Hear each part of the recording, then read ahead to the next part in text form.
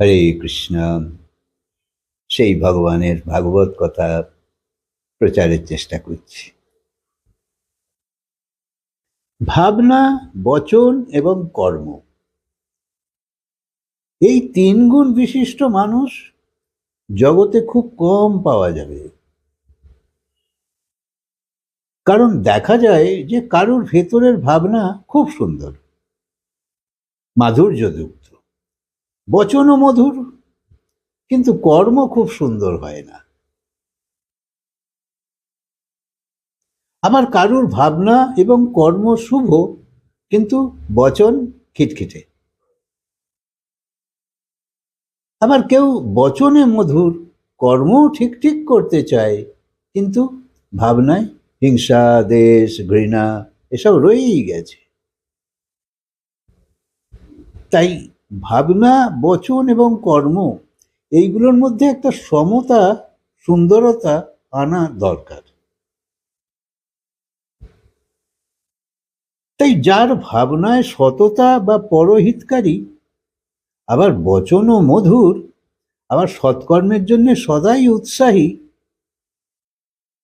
সেই মানুষ ঈশ্বরের কৃপার অধিকারী হয়। গুণ তো থাকা চাই। বদগুণও তো এক রকমের গুণ, কিন্তু তাকে তো আমরা বদগুণই বলি। সদ্গুণ দরকার।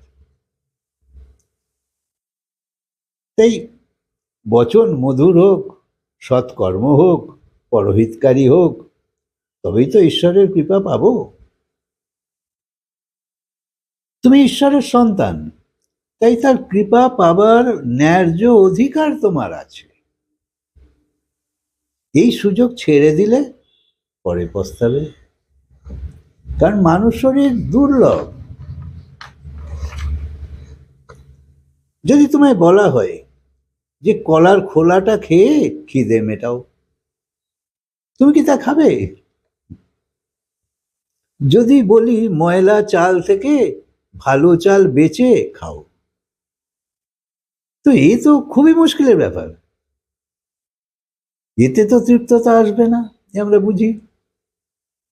সেই রকম ভগবানে ভক্তি না এলে জীবনে সমস্ত প্রাপ্তির পরেও ফাঁকা হাতে জুয়ারির মতন চলে যাবে। সিনিয়রদের দেখো না, সবই আছে, সে চলে গেল। তাই কারণ ভগবানে ভক্তি নেই, সংসারে জড় বস্তুর ওপর ভক্তি, সব চাই, তাকে আগড়ে রাখবার জন্য সর্বোচ্চ চেষ্টা, শেষে সব ব্যর্থ। কোনো সময় এমন আসুক যখন তুমি প্রভুর নাম স্মরণ করতে করতে বিভোর হয়ে যাও। এরাম তো কখনো ক্ষণ আসুক, কখনো তন্ময় হয়ে যাও, এরাম একটা অবস্থা আসুক। যেমন ব্যবসায় কাজ বাড়লে তাতেই তো তুমি মগ্ন হয়ে যাও, সেই রকম প্রভুর নামে মগ্ন হয়ে তো দেখো। তাই মহাপুরুষরা বারবার বলে, সেই নামে ডুবে দেখো, সেই স্মরণে লীন হয়ে দেখো কি পাওয়া যায়।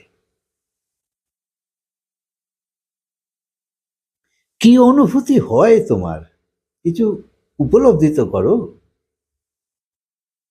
একবার সংকল্প নিয়ে দৃঢ় নিশ্চয় করে এগিয়ে পড়ো যে ওখানে কি আছে আমি কিছু জানতে চাই।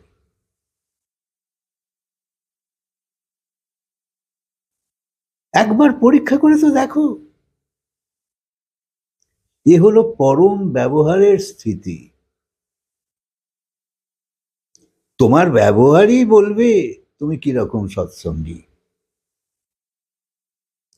তুমি কতটা ধার্মিক, তুমি কতটা ভক্ত, তোমার মন কতটা পরমাত্মায় জুড়ে আছে।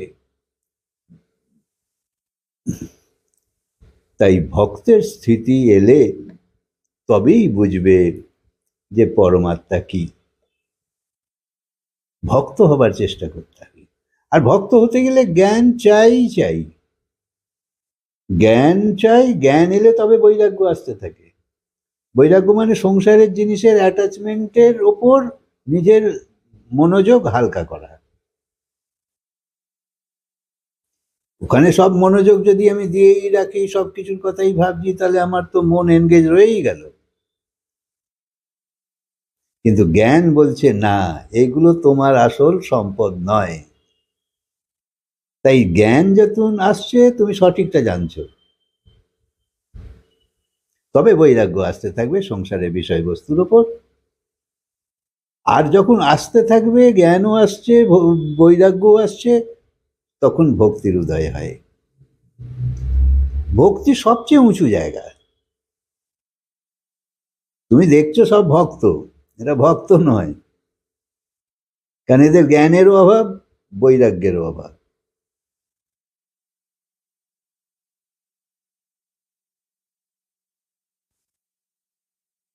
পরমাত্মায় কি আনন্দ আছে জানবার জন্যে এখান থেকে একটু হালকা না হলে কি করে পাবে? মাথায় যদি সব ভর্তিই থাকে, কি করে জ্ঞান ঢুকবে বলো? এই যে পারমার্থিক জ্ঞান, এর সঙ্গে তুমি জুড়ে নি, তুমি সংসারী জ্ঞানের সঙ্গে জুড়ে আছো। তাই বাইরের যত সম্বন্ধ তা শুধুমাত্র এই শরীরের সম্বন্ধ, কিন্তু ভেতরের সম্বন্ধতে তুমি সজাগ নও। তাই সেইখানে সজাগ হতে হবে। বাইরের সম্বন্ধের সঙ্গে হাসি মুখে থাকুক, যে পরিস্থিতি সামনে আসুক তাকে হাসি মুখে সংযতভাবে মেটাও। কিন্তু ভেতরে জীবের যে সম্পর্ক, যে সনাতন সম্পর্ক, যা কখনো বিচ্ছিন্ন হবে না, সেই আত্মা পরমাত্মার সম্পর্ক, সেই পিতা পুত্র সম্পর্ক, যে উদ্গম স্থল, তার সাথে জুড়তে হবে। আর যতক্ষণ না পরমাত্মার সঙ্গে সম্পর্ক জুড়ছো, ততক্ষণ শান্তি আসবে না। তাই শান্তিও হলো খুব উঁচু জায়গা।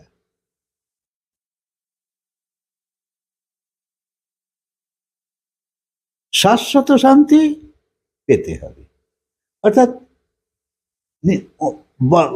নিরন্তর শান্তি। তখন সংসারের বিভিন্ন সমস্যা সামনে আসবে, এইগুলো বন্ধ হয়ে যাবে না, অনেক রকম সমস্যা থাকবে। কিন্তু এখন যেমন সমস্যা এলে আমরা বিক্ষিপ্ত হই, ক্ষিপ্ত হই, চিন্তিত হই, উদ্বিগ্ন হই, তখন সেইটা হবে না। তাই সেই যে অবস্থাটা, সেটা একটা শান্তি। অবস্থাগুলো থাকবে, কিন্তু তুমি বিরক্ত হচ্ছ না, তুমি শান্ত আছো। তাই নিজের মনোর শক্তি সেইখানে নিয়ে যেতে হবে। আর এটা ভগবানের সঙ্গে না জুড়লে হবে না, কারণ তার কৃপা চাই, তার সাহায্য চাই, একলার পক্ষে সম্ভব নয়, গুরুর কৃপা চাই। তাই নিজের মানসিক স্থিতিকে শান্ত রাখবার জন্যে এইসব করতে হবে। তোমার অন্তর্মনকে পরমাত্মার সঙ্গে জুড়ে দাও, এতেই তোমার হিত হবে। যদি তোমার অন্তর্মনে খালি সংসার বসে আছে, তো এই পাবে সারা জীবন ছটফটানি,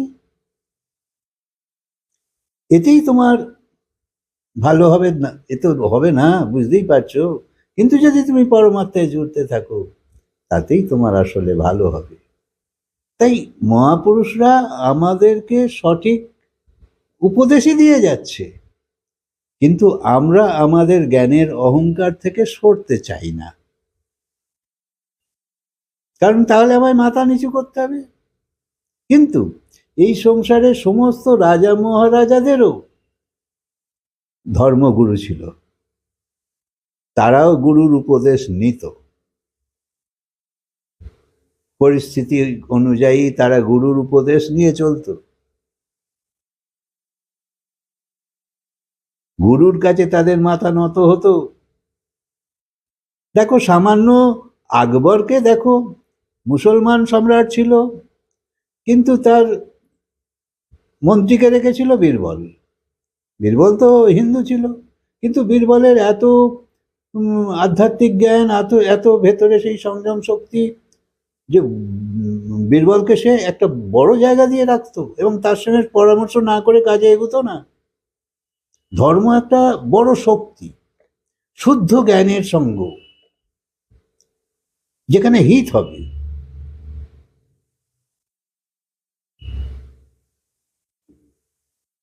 তাই যখন অন্তর্বৃত্তি পরমাত্মার সঙ্গে এক হয়ে যাবে, তখন জ্ঞান স্বতঃস্ফূর্তভাবে বেরিয়ে আসবে।